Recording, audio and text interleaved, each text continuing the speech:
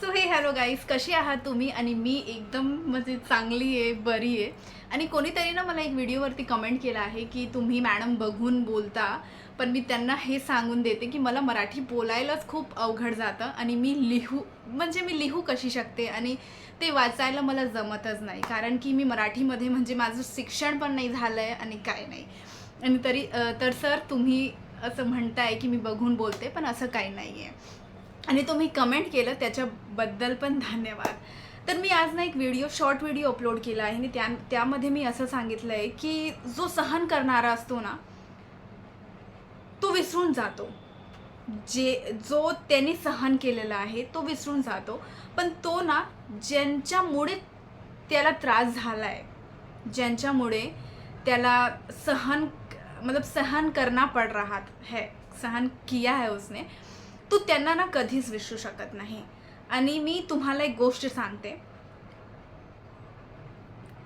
लाईफमध्ये ना आपल्याकडून खूप असं टाईम येतो आपल्याकडून आणि की आपण ना दुसऱ्यांना दुखवून देतो, दुखवून चालले जातो आणि आपल्याला ते कळत पण नाही. पण ना कुठेतरी ना आपण हे थांबायला हवं. म्हणजे आपण विचार करायला हवं की आपण काय बोलतोय. आणि तुमच्या बोलण्याने जर कोणाला तरी त्रास होतोय आणि तो तुम्हाला काहीतरी बोलणार नाही हां. म्हणजे तुम्हाला तो रिप्लाय नाही देणार, पण मनात ना खूप काही तो बोलून देतो. कारण की ना त्याची आपण म्हणता ना की कोणाकोणाची अशी म्हणजे स्थिती असते, अशी सवय असते की तो पटकन बोलून देतो आणि कोणी काय असतं की तो नाही बोलत. कारण की त्याला माहिती की समोरच्याला ना, जर मी काही वेगळं बोललं, वाकडं बोललं ना, तर समोरच्याला ना खूप कष्ट होऊन जाईल आणि त्याच्यामध्ये ते राहत नाही की मी कोणाला तरी दुखू, मतलब मैं किसी और को दुख दूँ कुछ बोल करके. आय होप तुम्हाला मी काय बोलण्याचा प्रयत्न करते ते समजलं असेल. म्हणून आहे ना, कधी पण बोला तर विचार करून बोला. फक्त बडबड बडबड बडबड आणि एक गोष्ट लक्षात घ्या, जो जो माणूस ना बडबड करत राहतो ना, तो मूर्ख असतो. सर्वात मतलब सबसे बड़ी सच्चाई तो ये है. कारण की ना तो फक्त हे चालू शकतो, तो हे चालू शकत नाही.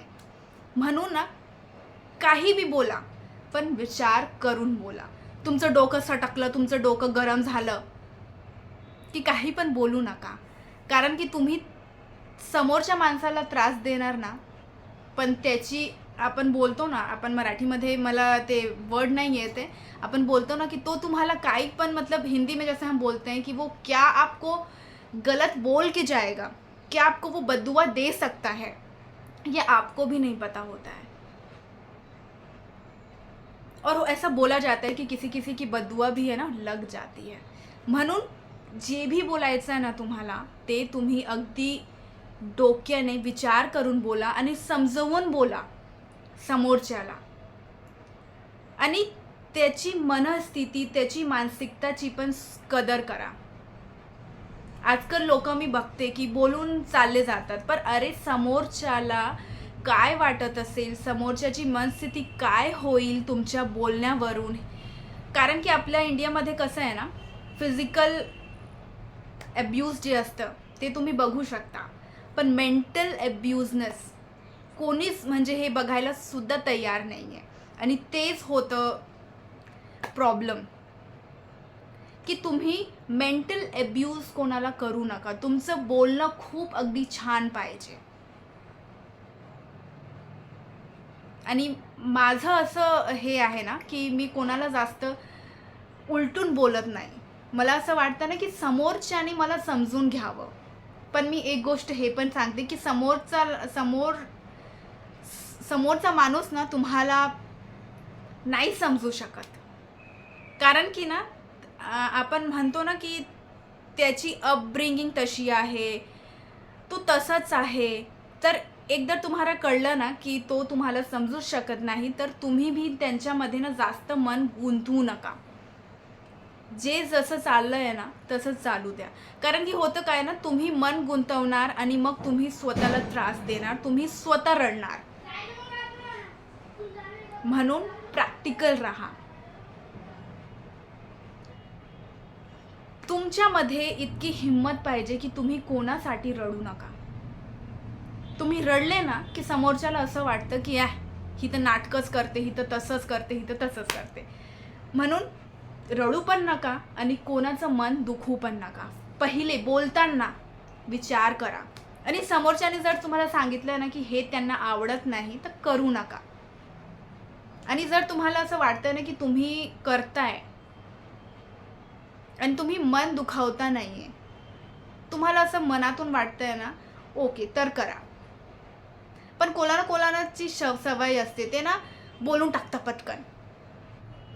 त्यांच्या मनात नाही असतं, पण समोरच्या मनातला मतलब बोलते ना कि अगर वो कुछ बोल देगा ना तो उसके मन में नहीं रहेगा, वो शायद सोचेगा भी नहीं, पर सामने वाले इंसान के मन में तुरंत से आ जाता है कि इसने मुझे ऐसा बोला है. इसलिए म्हणून मी म्हणते, त्रास कोणाला देऊ नका की तो तुम्हाला काही पण म्हणजे आपण बोलतोय ना श्राप देऊ शकतो किंवा काही भी तुम्हाला वाकडं बोलू शकतो. और मुझे ये पता है कि जो मन की बददुआ होती है ना वो सबसे ज़्यादा ख़राब होती है. इसलिए किसी का भी इतना मत मन दुखाओ कि वो आपको मन से गालियाँ दे.